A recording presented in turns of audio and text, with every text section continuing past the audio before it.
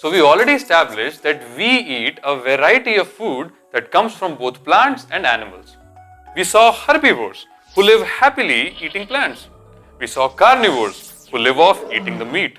And then we saw omnivores like us humans who cook delicious dishes out of both plants and animals.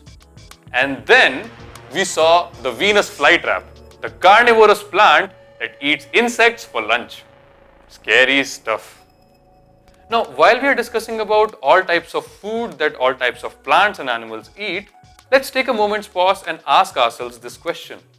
Why do we need food in the first place? Well, some of you may say to survive, but that will be only partially correct. Our body is a complex biological machine which has to grow, which has to fight against diseases, which has to maintain itself, which has to reproduce, and has to survive at all costs. Now, it can only do all this successfully when it is provided with all the components of food which we call as the nutrients. These nutrients are carbohydrates, fats, proteins, vitamins, minerals, and water. Now, our Mother Nature did not create mountains and oceans out of these nutrients. Rather, she distributed it across all life on Earth. For instance, trees that produce sweet tasting fruits are a great source of carbohydrates for us. Plants like soybeans and sunflower that synthesize oils for their own use, when we extract it, it becomes a great source of fats for us.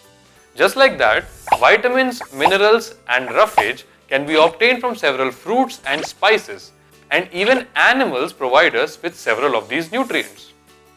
Now, which nutrient comes from which source is the content of the next video. But for now, you should understand that not just us humans, but all life on Earth consumes food for the same purpose. It's incredible to see all the shapes and features in which life exists on Earth.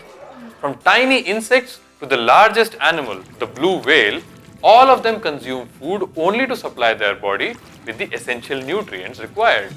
So you stay tuned with us, because in the next video, we're going to talk about the first essential nutrient, the carbohydrates.